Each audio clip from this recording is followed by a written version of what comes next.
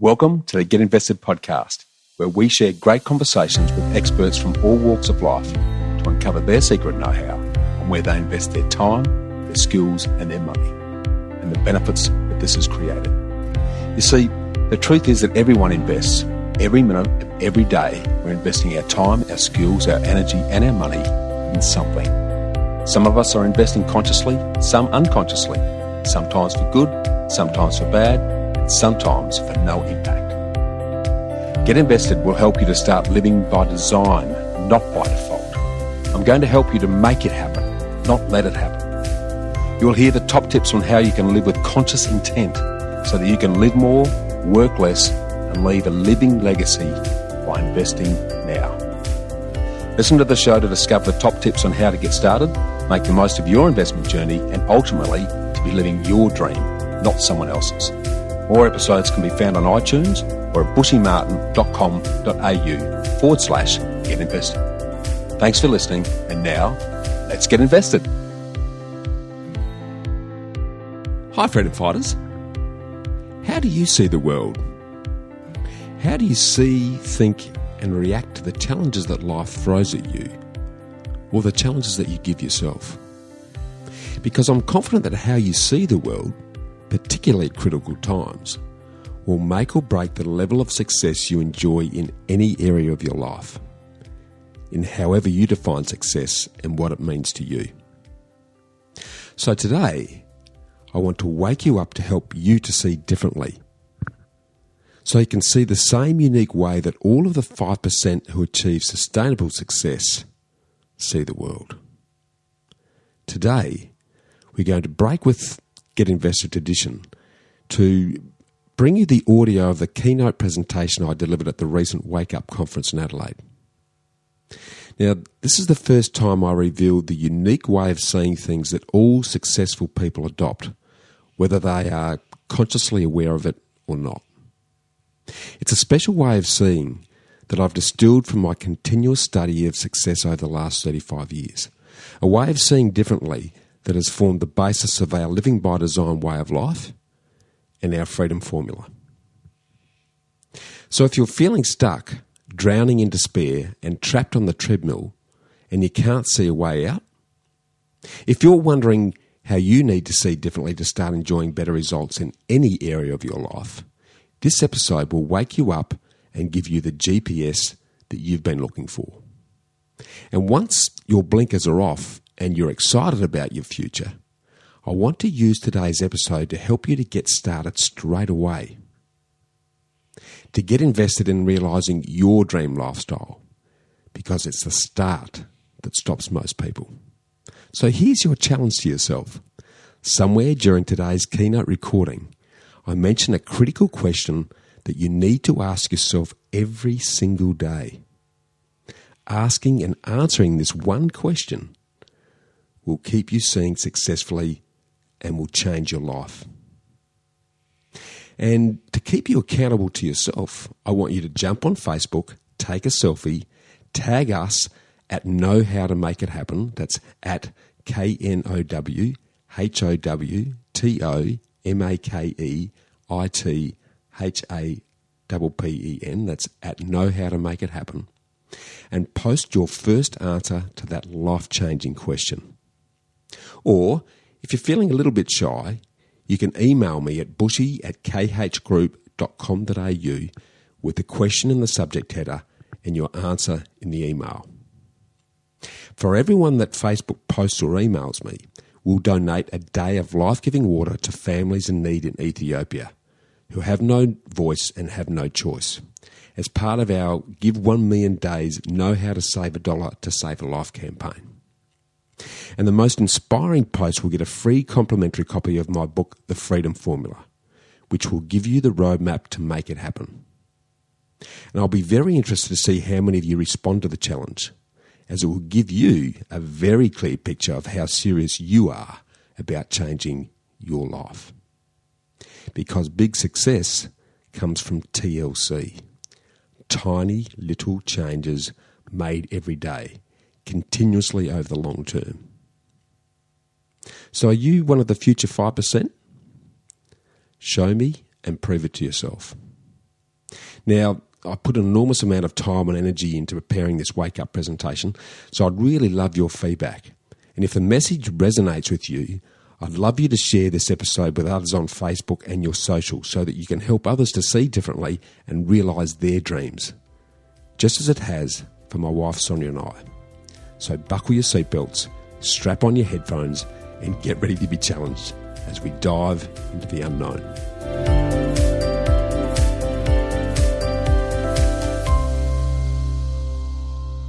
On the fateful day of the 6th of February 2014, 3 Finnish cave divers, Kai, Jari and Hamster, were about to make the biggest decisions in their lives. They just didn't know it yet.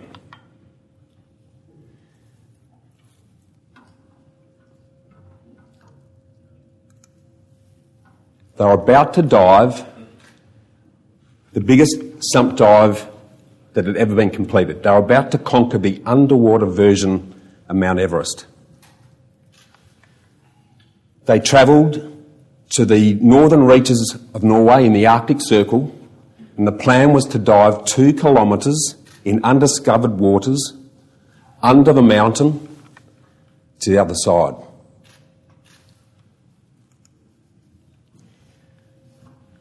Cave diving is one of the most dangerous and extreme sports in the world. It's right up there with base jumping.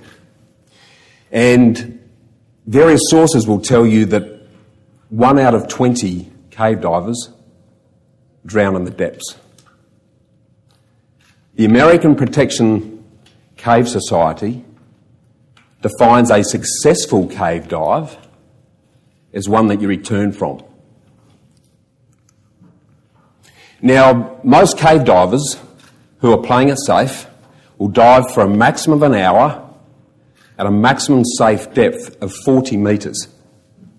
This dive that Kai, Jari and Hamster are about to undertake was anticipated to take 5 hours at a depth of 132 metres.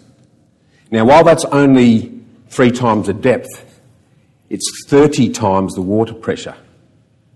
It's like being on another planet. This dive had the same degree of difficulty as the first landing on the moon. The plan was to scale down the mountain to the lake, chainsaw through feet of snow and ice to uncover the entry to the cave, and then dive into the deep and progress gradually down to 132 metres and then across the unknown undiscovered tunnels under the mountain to then emerge from another escape at the other end. Hamster entered the dark, freezing depths first, Jari followed, and Kai brought up the rear. 3 would enter the cave, but how many would return?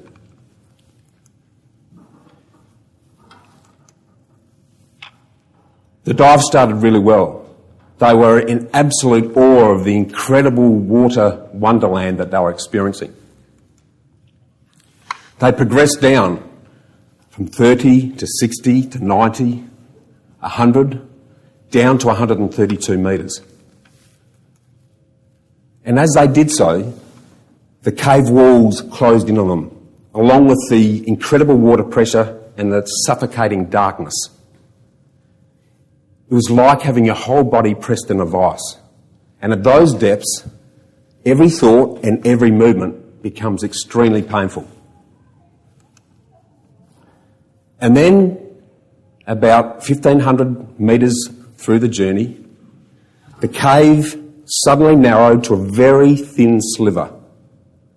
They became sandwiched between the rocks with only just enough room to move. Now, no one really knows what happened next. There's no clear recollection. But as Kai came up behind Jari, he could sense that something was wrong.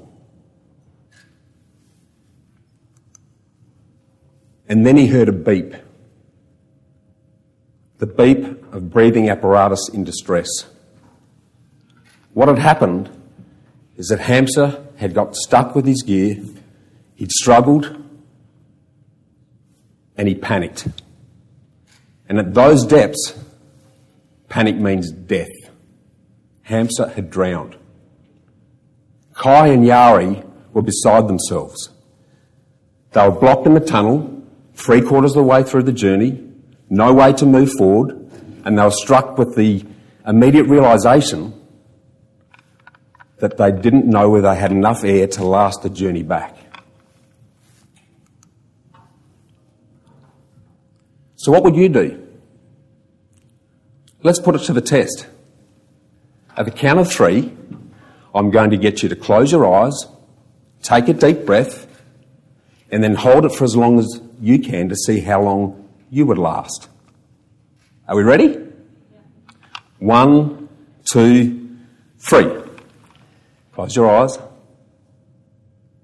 Now, while you're doing that, I want you to imagine that you're Kai and Yari, because you're about to make the most important decision in your life. It's a life and death decision. And the reason I'm telling you this is that the way you see and the way you respond in critical moments like this will give you an indication of how you're going to be able to last the distance to achieve any sustainable success in real life. You can now breathe and open your eyes. So what happened? Nothing. Yari immediately panicked. He started thrashing around in the water, and because of his rapid movement and his irregular breathing, without warning, he lost consciousness. His mouthpiece popped out, he inhaled water, and he drowned.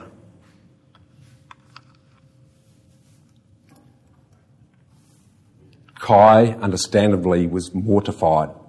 Rising emotions and a mix of fear and guilt and horror coursed through his veins. He didn't know what to do.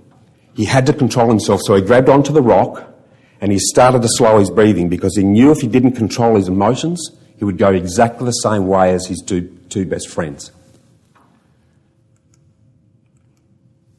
He glanced at his dive computer, and because of the activity, in horror he realised that to decompress and return the 1,500 metres, he'd have to stay in the water for another 10 hours.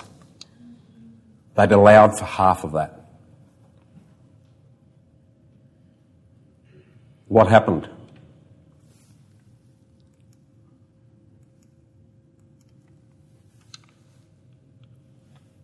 As he braced himself with both the guilt of leaving his dead friends, the grief that he was starting to feel, and the enormitude of the journey ahead, he was trying to contend with balancing the risks that he was going to have to overcome. He had the risk of dying of hypothermia because he was in almost freezing water. He had the risk that if he rose too quickly, he would die of the bends. And he had the risk if he took too long, he wouldn't have enough air to last the distance. The outcome? 11.5 hours after entering the water, somehow, Kai dragged himself back out of the cave. All alone and without any help. I can't even imagine the mix of relief tinged with the sadness of the grief and the guilt that he felt as a consequence of that. But not only did Kai survive, he went on to thrive. A few months later, he owned his fear, he returned to the cave, and he rescued Yari and Hamster and returned them to his grieving family. They made an award-winning film about Kai's miraculous escape from the cave, and today he's a leading cave diver taking exploratory expeditions all over the world. But the question still remains. How did Kai see differently in those critical moments that allowed him to last the distance, to survive and then thrive? Because it's all in the way he saw differently. And today I want to wake you up to help you to start to see differently. Back to front. Because at some stage, whether we've had it now or it'll happen in the future, we're all going to feel trapped, we're all going to feel overwhelmed, and we're all going to feel like we're drowning in despair, looking for a way out. So today, for the first time, I'm going to reveal our living design framework that's going to help you to see differently so that you can last the distance and enjoy success in whatever form that means to you. And the reason that Kai's journey resonates so strongly with me is that even though it's an extreme version, his way of seeing challenges echoes the way that I approach challenges in life. Because about 20 years ago, I too felt trapped. I felt like I was drowning in despair and I just couldn't see a way out. And I've got to be honest, with a mullet like that and those glasses, it's probably no great surprise. Good grief. What was I thinking?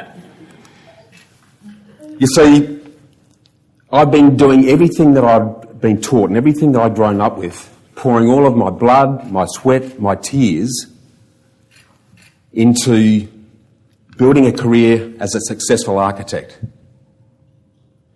I was a director of an international design firm. I was travelling around the world. I was running offices. I was working on some fantastic projects like the award-winning Ayers Rock Resort in Central Australia. I actually did the Adelaide Exhibition Hall, which is the first stage of the building that we're actually now in today. Now, in chasing that Australian dream, my plan at that stage was to work really hard, get married, have a kid, live in a beautiful home, have a massive mortgage. The idea was to pay that down, put money into super, and then, when I started to stop work, to tick off the bucket list and enjoy life. On the outside, my life looked amazing. On the inside, I was dying. I was working 7 days a week, 14 hours a day, for years on end, non-stop, relentless. I had no time for anything else. Everything else suffered. I felt totally trapped. And I was in despair in this constant cycle of work and struggle.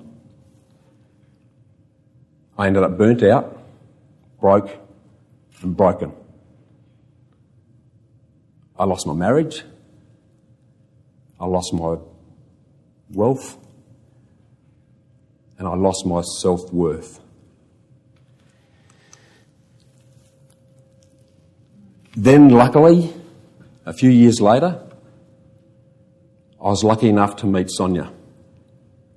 And for the first time in my life, I actually felt accepted for who I am, not who I should be. That unconditional love that Sonia showed me and continues to do so had an amazing impact on my self-acceptance, my self-worth, and my self-belief. The power of two was born. 1 + 1 = 11. I was determined not to make the same mistakes. So one wintry Sunday afternoon, Sonia and I sat down in a restaurant in Clarendon, and with a serviette and a bottle of wine, using my architectural design skills, because that's something that comes naturally, we created the perfect picture of our ideal life, our dream lifestyle, in vivid colour. Our perfect day, our perfect week, our perfect month, our perfect year. We created a vision board about it, and it became the inspiration for everything that we did from that point on. And then we monetised it. There's no point working out your dream lifestyle and leaving it as a dream. We sat down and worked out how much does that lifestyle cost? It was the beginning of what we now call the freedom numbers.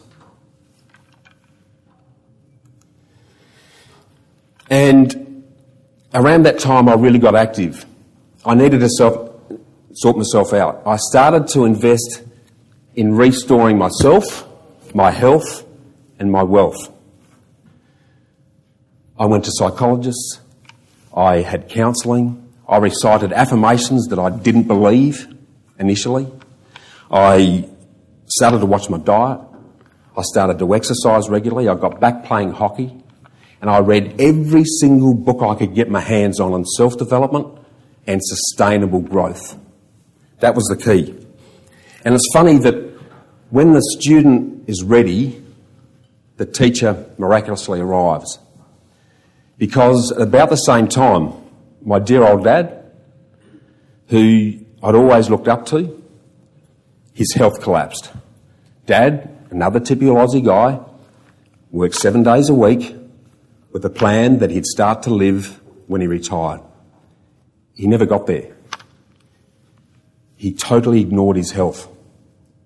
And I saw him try to survive through bowel cancer, through a number of strokes, and a whole bunch of health conditions that left him in a wheelchair, paralysed completely down his right-hand side for the last 10 years of his life, with Mum sitting beside him as his carer. And I'll never forget that in his dying days, he looked me in the eye and he said, "Son, learn from me. Stop following my example. Stop working for money and start getting money to work for you." It absolutely rocked me, those words, because Dad had always been my role model. But it became my motto. Stop working for money and get money to work for you. About the same time, Sonia and I came to a Rich Dad Poor Dad conference right here at the Adelaide Convention Centre, and a light bulb went off. It's what I now call my Kiyosaki moment. When he uttered the words, "The moment you make passive income a part of your life will change," that's exactly what happened. It was inspirational for us. We instantly knew that what we needed to do was generate income that didn't rely on us, so that we had the time to do the things that we enjoy. Overnight, I started to see the world completely differently. It was revelational. And we became what I now call passive-aggressive. We became passive-aggressive about investing in passive income. Everything we invested our time then had to give us passive income, and had to grow, and had to be saleable. We went from pushing the spending stress snowball up the hill to the saving growth snowball running down the hill by itself, gathering momentum as it went. We shifted out the way we saw things from spending to saving, from income to investment, and from work to wealth. It was a complete change in the way we started to look at life. And as that realisation occurred to me, I started to see this everywhere, the same pattern. In nature, if you plant a seed today, you don't get a full tree and fruit tomorrow. It takes 10 to 20 years. And that growth is exponential. It starts off very slowly. You see very little growth initially, and then suddenly it shoots up. I saw the same thing in our own journey from childhood through to adulthood. Exponential growth, 15 to 20 years. Exactly the same pattern. Elite sportsmen, same pattern. Greg Norman, Michael Jordan, Serena Williams. This is 20 years ago, so they're not current. Same pattern. They started slowly, and as their skill increased over 10 to 20 years, they achieved sustainable success. In learning a musical instrument, the magic of 10,000 hours, 10 to 20 years to reach sustainable success. In business, Steve Jobs, Richard Branson, guess how long it took? Kelly, 15 to 20 years. And the same exponential growth. Kelly had a great slide of the exponential growth in her presentation. And investment was no different. Warren Buffett in shares, our own Australian Pete Wargent in property, 15 to 20 years to achieve the success, and a gradual upward growing curve. And the interesting thing about that is that for 80% of the time, there's virtually no growth at all. It's only in the last 20% that the magic happens. And it's the 80% where people lose faith and give up.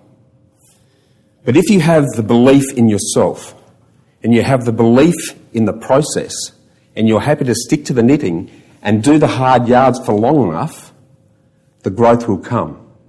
You just have to be able to last long enough. And I saw that of everyone that I studied, and believe you me, I read and looked at everything, only about 5% of them achieved that sustainable success. And the three things that separated them from the 95% were three simple things. They separated what they do from how they earn. They invested in multiple streams of income. They weren't relying on one, and they were all passive. And they focused on proven principles and proven people. The product came last. The property and the shares were the very last thing that they looked at. They got all of the other stuff right first. So we were set. That was it. Look out. We started saving and we started investing. We invested in shares enough to build up a deposit in our first property, because we were starting from zero at this stage. I had nothing when I restarted. And once we got into property, we gradually leveraged up over that 15 years to achieve a portfolio that's currently at 12 internationally. And believe you me, we made a lot of mistakes early on, no question about it. It took us a long time to perfect our freedom formula. But one of the key lessons I learned in the property field is that to last the distance, new build properties enable you to structure things so it doesn't cost you a cent, doesn't chew into salary, doesn't chew into savings. If you've got a really clever accountant and a good team around you, then you can continue to invest without impacting on your lifestyle. And thank heavens that we did. Thank heavens I took Dad's advice, because 5 years ago, at 4 o'clock, as I was out walking the dogs, I got the call that you never want to get. I could tell straight away that it was serious. It was our family doctor calling me to let me know that Mum had just been diagnosed with terminal cancer and she had 12 months to live. We were devastated. In particular, Mum. Mum had so much more to give and so many other people that she wanted to help. She was more worried about that than she was about herself. Mum was an amazing woman. She's the most selfless person that I've ever had the pleasure of spending time with, alongside my good wife, and she'll hate me for saying that, by the way. She was an absolute role model, and what I loved about Mum is that she spent all of her time giving tender, loving care to absolutely everyone that she met. She gave for free. And I recognised at that minute that it was my turn to give back to Mum.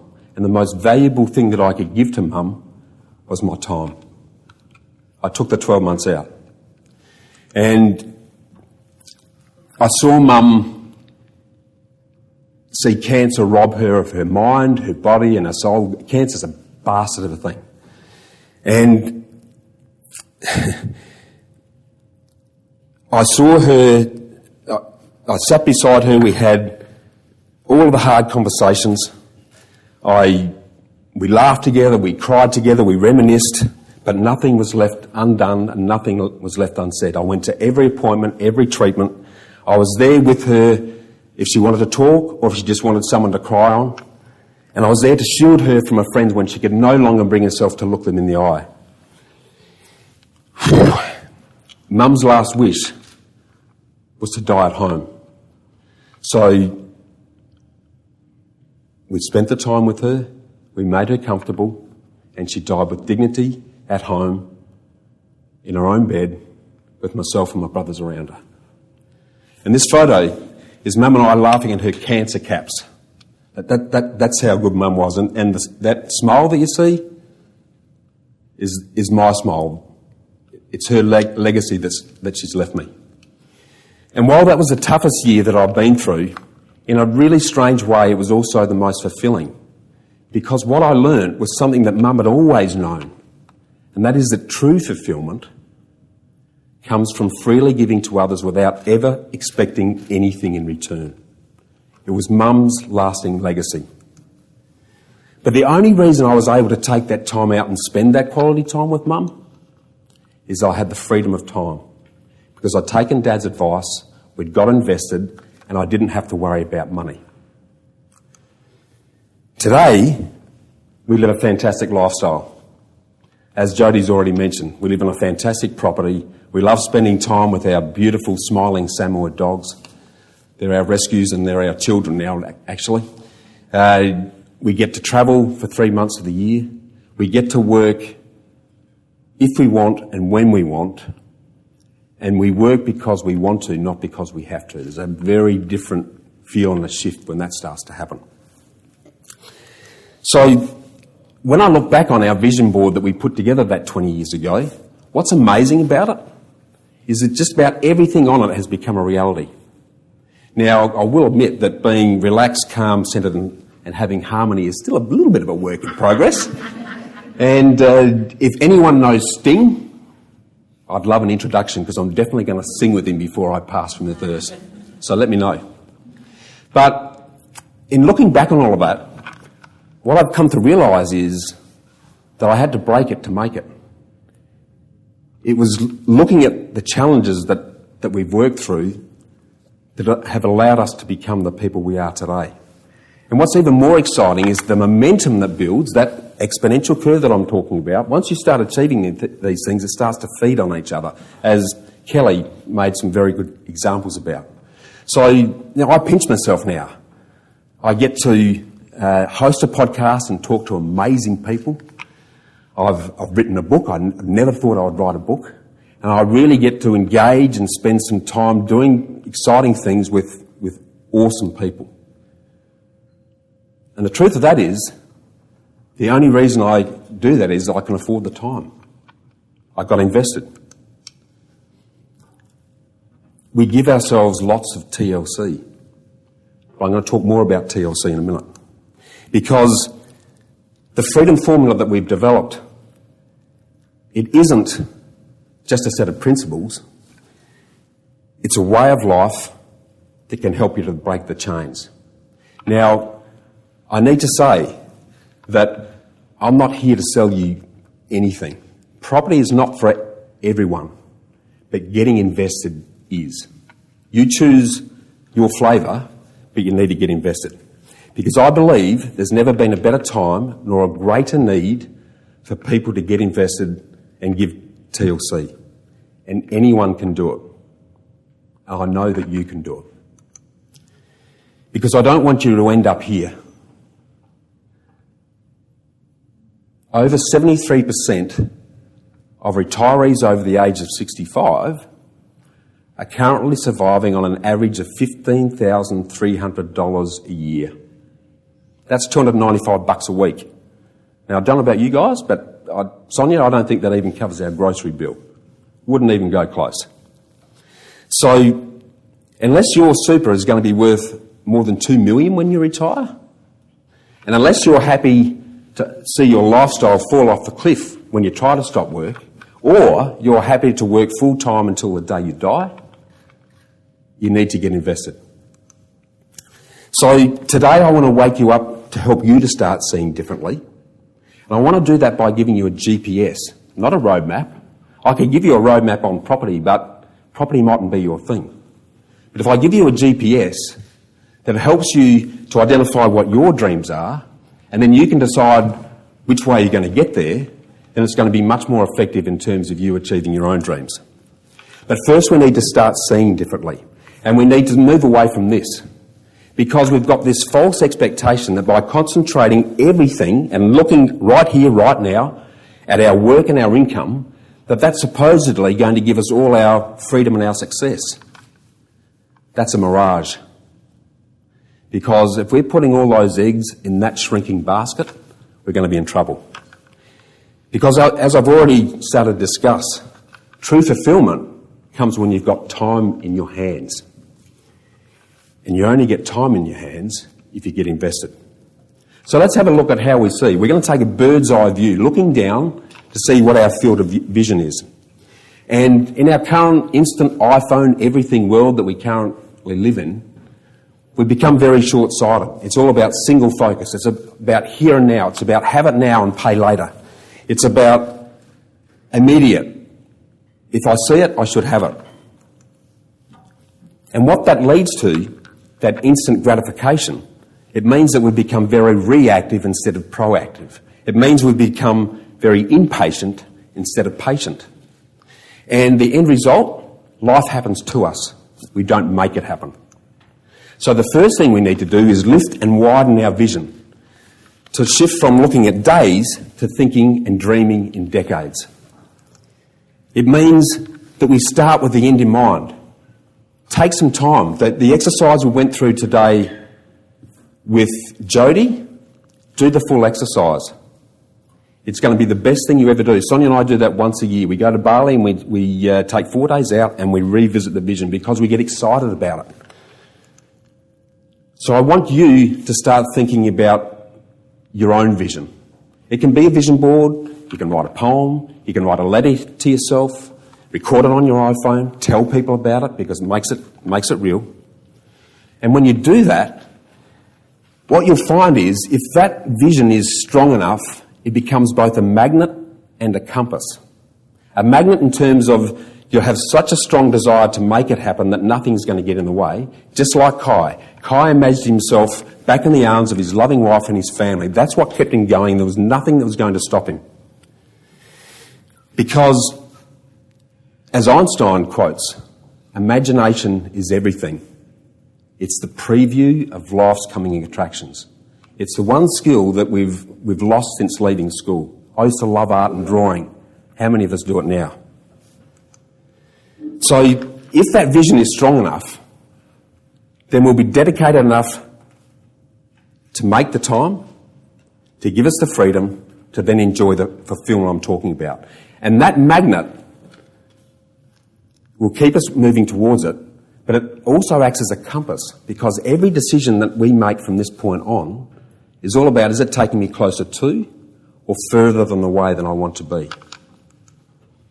But here's the fun part. Now I want you to learn to split your vision, to see differently through one eye than you do through the other. This is what the ancient Canadian Mi'kmaq Indians refer to as two-eye seeing. And two-eye seeing is the gift of parallel perception. It's dual vision, not double vision, it's dual vision. So let's break it down. Maybe we'll break it down. What we need to do is start seeing today through one eye and tomorrow through the other.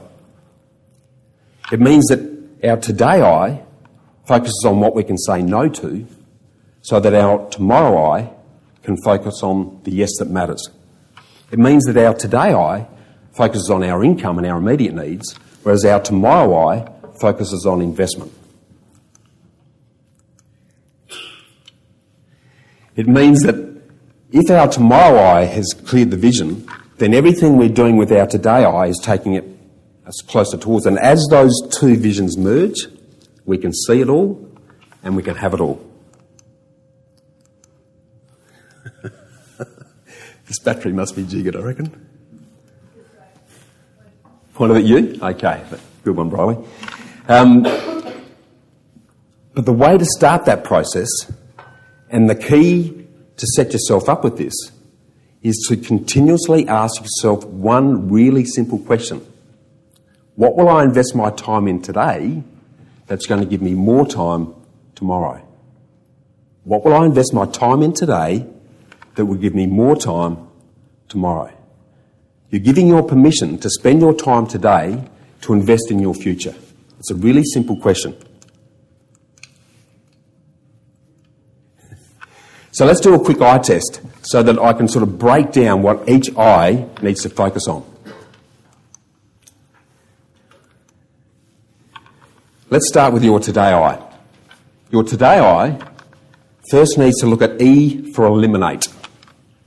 You need to eliminate and cut out anything that's getting in the way of taking you to where you want to go. Kai eliminated any of his negative thinking so that he could control his emotions and control his breathing. And then your today eye focuses on A for automate. You need to automate, template, systemise anything that's important so you don't have to think about it and it becomes habit. With Kai, he automated his breathing into a very long, slow, easy pattern so that he could last the distance. For you, it's about automating your daily disciplines and your happy habits, putting the good stuff in first. And then your today eye focuses on D for delegate. This is about surrounding yourself with people that are better than you, getting over yourself, because there actually is someone who can do it better than yourself, and I say that because that's the biggest challenge that I've had. And then delegating everything to them so that, one, you have more time yourself, and two, you focus your energy on the things that are important. I'm looking at you, Bri. Still looking at you. And if we bring those things together, and I've got a bad memory, so I've got some shocking acronyms, so bear with me on this. What it means that our today eye starts to read situations better. It means we repeatedly eliminate, automate, and delegate so that we're in a better position to be moving towards where we want to be. And then we switch to our tomorrow eye. This is our lateral creative eye. This is the eye that most of us have seen die on the vine because we no longer use our creative juices. Our tomorrow eye is where all the magic happens. And the tomorrow eye focuses around three simple universal laws of nature that I've already started to touch on. Your tomorrow eye starts with T for time. Now, as I've already discussed, any sustainable success takes time. 10 to 20 years. Now, what that means, as soon as you accept that, time becomes your friend, not your enemy.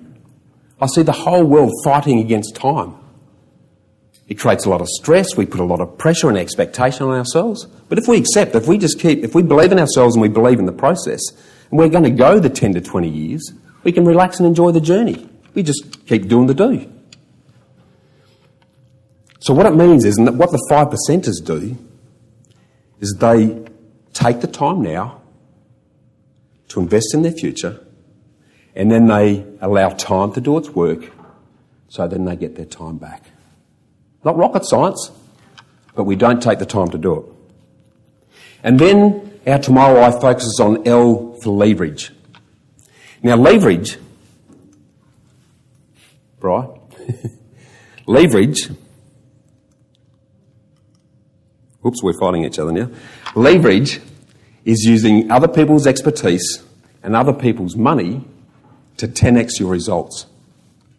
And leverage understands two important things. That investment is a game of finance. It's all about the numbers. And what that means for us in our own situation, our properties are money boxes in the shape of a house, nothing more. But what it also recognises is that leverage is about accepting that it's an elite team sport, like the mighty Richmond Tigers. Go, you Tigers! It's taken me 40 years to be able to say that. If that's not a testimony to TLC, then nothing is. It's recognising, as I've already mentioned, putting better people around you, because you're actually going to get better results if you do it that way, and give yourself time back to manage your managers, keep them honest, but then put your time into the things that count. And then finally, your tomorrow eye focuses on C for compounding. And this is magic. Let me give you a really quick example of the power of compounding.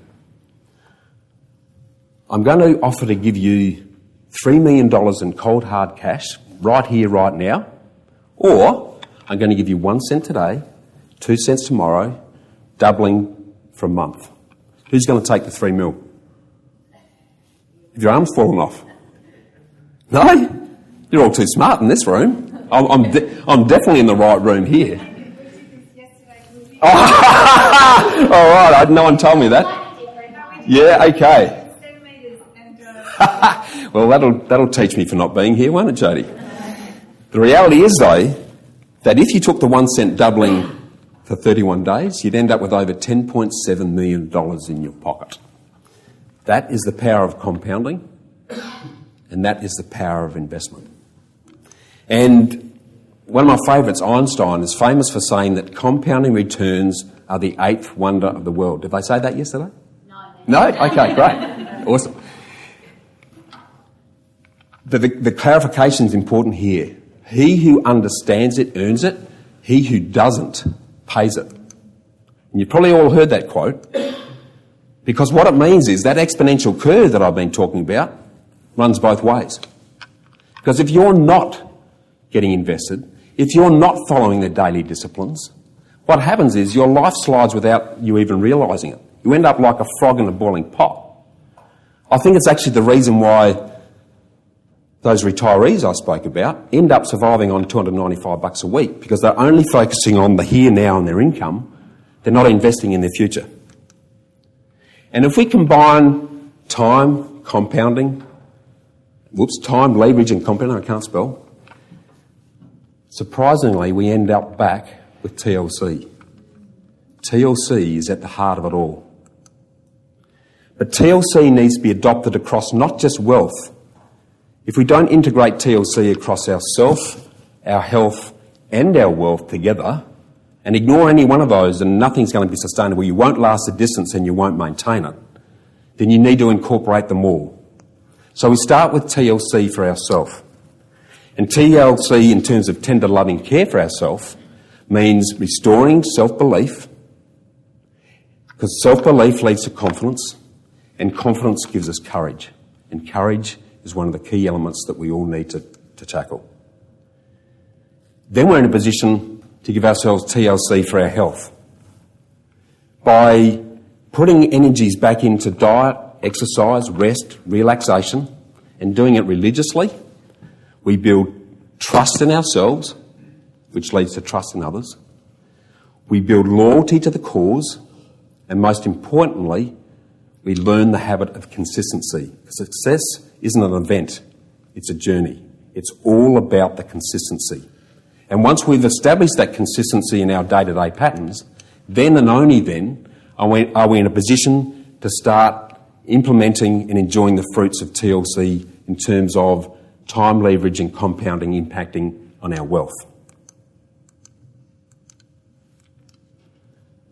It all comes back to TLC. And on a day-to-day basis, what that means is we need to make tiny little changes, TLC, to turn large corners.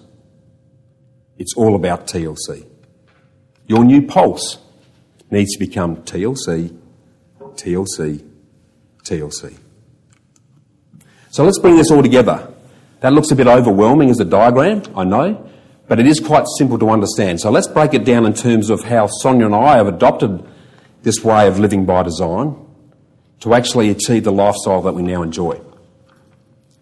And as we've already talked about, we started with the dream lifestyle. We spent the time getting our vision down and we continuously revisit that. That's what energises and excites us. That's what keeps us focused on spending the time so that we've got the freedom to enjoy the fulfilment. And then we start with our today eye by reading the situations better. We start by repeatedly eliminating our bad habits and our bad spending. 20 years ago, we stopped reading the newspaper and we stopped listening to the news because we eliminated negative thought and scaremongering from our world. It gave us good time back, and we could put that energy into listening and reading things that were actually going to energise us. We eliminated bad spending, what Sonia and I used to call doodads. If it wasn't contributing anything useful, we just didn't spend it. If I wanted to get a new shirt, I had to give one away. Really easy way of controlling that. And then we automated our happy habits and we automated our money management. We automated our happy habits by putting the big rocks in first, our morning rituals. So we wake up, we start with gratitude, we spend smile time with our Samoyed dogs. There's nothing better than a Samoyed smile to start your day. It's just awesome. And then we actively meditate by going for a walk, going to the gym, going for the swim. I then jump on the piano and I spend half an hour just putting a smile on my face. We enjoy an awesome coffee, and then mid-morning we start to do something. We automated our money management. And I'm not going to bore you with the apps, you can talk to me about this later, but there's a really easy way of automating your money management. It's what we call our kick-ass saver system, where without us even needing to think about it, and on remote control, 20% of our income automatically goes to savings and investment. It's set and forget. And then we delegated. We've surrounded ourselves with awesome people, both inside the business and outside the business. Inside the business, we've brought on board finance brokers and strategists because we know how critical that is to the end result. And then we've surrounded ourselves with a really good accountant, a really good buyer's agent, a really good project manager, and sensational property managers. And then all we do is manage the managers. We just keep them honest and then put our energy into things that matter, like being here, spending time with you and talking to great people on the podcast. We then switch to our creative left side and our tomorrow eye. And to last the distance, as I've touched on before, we realised that building new properties was the best and least painful way to last the distance to get to the other side, because we could structure it in such a way that those properties had no impact on our lifestyle. They didn't cost us anything, they self-funded and allowed us to continue to enjoy life.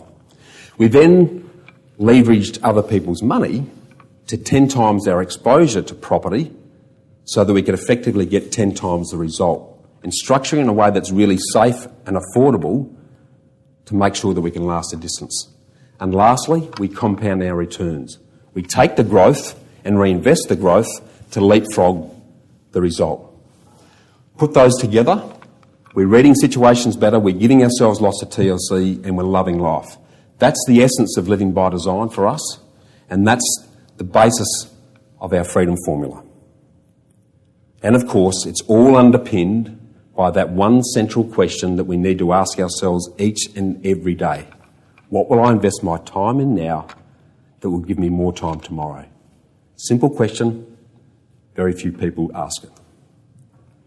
Because the challenge I think we're up against now is that we're constantly bombarded by images of success and the summit. I mean, our Insta pages are full of this. And we see them and go, well, if they've got it, why haven't I got it? We can see the summit, but what we can't see, or we choose to ignore, is the chasm that we've got to go down and the mountain that we need to climb. It's why Kai survived.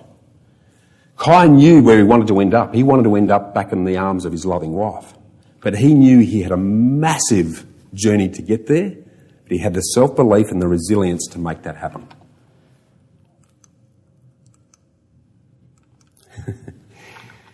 You see, I believe that what separates us from even our biggest dreams has got nothing to do with how lucky we are, how skilled we are, how talented we are, but it's got everything to do with breaking our dreams down into small steps. It's how Kai survived. He knew where he wanted to end up, but he didn't think about that then. He just focused on the next breath, the next breath, the next breath. And the better he got at doing that, the more chance he had of surviving. A 1% improvement in something we do daily, guess what? We're 365% better at the end of the year. Marginal improvements that accumulate over time. We need to do the time. Because as we look to the future, I want to challenge you to take the route less travelled. I want you to see the summit, but I want you to embrace diving into the unknown, crossing the chasm, and then climbing the mountain to enjoy success in whatever definition that means to you. Because we all need to think about it. If we're at Comfort Cliff today, how are we going to make that journey? How are we going to last the 8 to 15 years to cross the chasm and then climb the summit to where we want to be? How are you going to last? Because the reality is, whether we like it or not, we're all standing on the verge. We've all seen how much change has occurred in the last 20 years. We ain't seen nothing yet. With automation and technology about to smash our world, if we don't take the step and we don't take the plunge to dive into the unknown, we're going to be pushed. There's absolutely no question about it. We're all going to need to take the dive. I heard something quoted recently that 47% of our current jobs won't exist in 10 years' time. That's half of the jobs in this room. I'm not sure which half, but it's half of the jobs in this room. So, staying comfortable and staying what's perceived to be safe, I don't believe it's an option. I believe that the day of average is over. Good enough is just no longer going to be good enough. But with great change comes even greater opportunity. Because with technology and automation marching into our world, it actually gives us the opportunity to focus on the things that technology will never be able to do. And guess what that is? I bet you can't guess. It's moving from our head back to our heart. It's about care. And it starts and ends with TLC. Because as Seth Godin says, we need to shift from being other way around. We need to shift from being replaceable to remarkable. And the way that we can do that is to become what I call caring catalysts. Caring catalysts are creative, they connect, they communicate, and they become the conductors of the orchestras of their own life. That's a massive opportunity that we've got in front of us. So, how are you going to last the distance? Now, I hear startup gurus. I've been to a lot of these functions where startup gurus talk about you just need to back yourself, to jump off the cliff, to get plan B, and just build your wings on the way down. Well, I don't know about you, but to a safe, conservative investor like me, that sounds like scary bullshit. I actually think it's the reason why 90% of startup businesses don't survive past the first 3 years. And I also think it's the reason why first-time investors sell up within the first 5 years, lose money, and never do it again. Because I keep seeing people who take a redundancy or they'll lose their job and they'll race out and start a business. Or they'll race off and invest in property and shares without doing the homework. And just about all of them end up financially underwater. So if we're going to do that, like Kai, we need to learn how to source better sources of air, and we need to slow our breathing down. Now, that may be savings, but that's a pretty scary ride because savings generally don't last too long. What I see other people do is they step out off the cliff and they almost blindfold try and tightrope by juggling their full-time job with being a full-time investor. These are the people who don't trust anyone. They try and do it all themselves. And they try and reinvent the wheel. Now, the reason I know that's exactly how I started when we invested in property. We made some mistakes, and the issue with that is one financial slip, it's all over. Smarter ones have a safety net. And that safety net that'll help them to carry the other side can be a partner who's working to pay the bills while you build the business or you invest. Or it's setting up an equity war chest or a treasure chest that'll allow you a rainy day reserve to allow you to get there. Others will paraglide. And they'll paraglide by taking assisted flight. They'll invest the time in proven principles and they'll surround themselves with the best people. And this acts as an insurance policy to carry them across the chasm. But the really smart ones build a passive income balloon. It's a balloon that you fill with TLC. You use time, leverage and compounding to get you from the cliff to the summit. And yes, it starts, you need to put a bit of income air in it to start with. But as TLC takes effect, it carries you the distance safely and affordably without the stress and headache. So which way are you going to go? What decision will you make? Because like Kai and Yari, today is a big decision for you guys. You can either continue on your current path, follow the exponential curve down and rely on super and paying off your home. Or you can become like Kai, see the summit, believe in yourself, have the resilience to do what needs to do to get you to the other end. So I want you to ask yourself the question, what's holding you back? And I've heard every excuse, and I think I actually used every excuse in the early days. It's, I'm too busy, I don't have enough time, I've tried this once, Bushy, and it didn't work, so I'm not going to do that again. You name it. When I do this, or if that, blah, blah, blah. The reality is we've actually all got the same amount of time as Gandhi, Mandela, all the greats. They've got the same amount of time that we do. So if you're waiting for the perfect time doesn't exist in my book. It's never going to come. And the world continues to be filled with gatekeepers and permission granters. Some real, most of them between our ears. So if you're waiting for permission, then this is it. You've just granted yourself permission. If you're waiting for a sign, then this is it.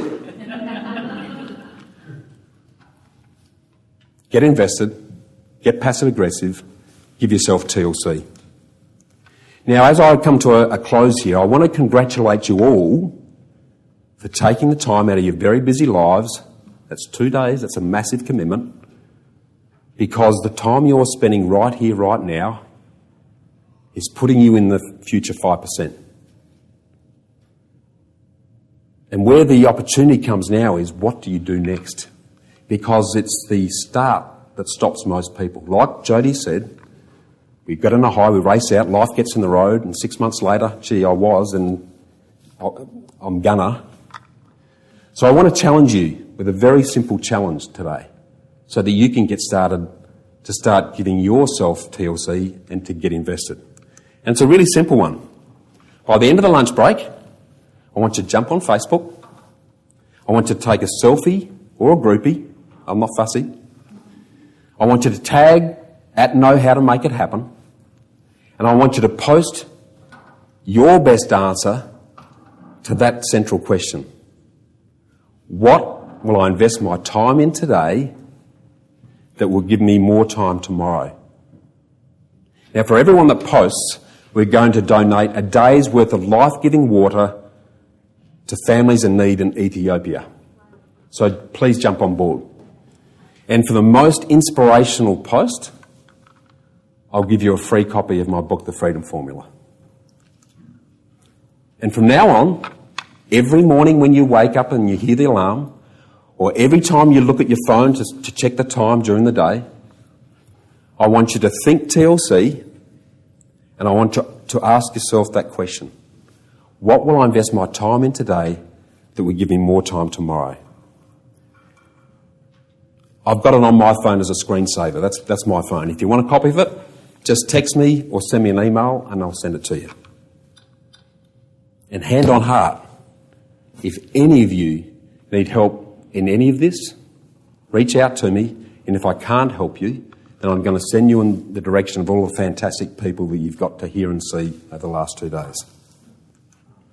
And if you're looking for ongoing inspiration, and you want to hear more of all the fantastic speakers that have been here at Wake Up Adelaide, if you haven't heard them on my podcast, Get Invested, jump on board, because I have this fantastic time talking to people across the full spectrum of self, health and wealth that share all of their secrets and experiences around how they have achieved their life success. I'd love you to join our growing family of freedom fighters. So to bring it to a close, I now help you to enjoy life seeing differently through TI seeing. You can now rest easy knowing that you're starting to give yourself TLC, because I want you to keep imagining your dream lifestyle, to get really clear on what it is. A life where you never have to worry about money again, and a life where you can take the time and have the freedom to give to others and enjoy the fulfilment that my dear old mum left as a legacy for me. And as you start to contemplate your freedom formula, and as your future unfolds, I want you to remind yourself of the words of wisdom of Joseph Campbell and Brené Brown. The cave you fear to enter holds the treasure you seek. On the other side of your fear lies your freedom. Own the fear, find the cave, and rewrite your dream lifestyle. Choose courage over comfort. Choose love over fear. And choose the great adventure of being brave and afraid at exactly the same time. Because in the end, it's all about time. And thank you for your time.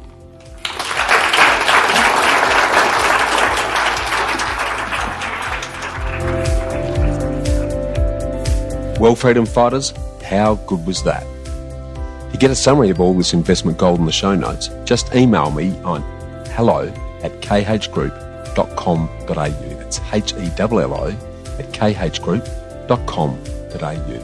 Or check us out at www.bushymartin.com.au/get invested. I look forward to joining you next week for another episode of the Get Invested podcast. So thanks for listening, and as always, dream as if you'll live forever and live as if you'll die tomorrow.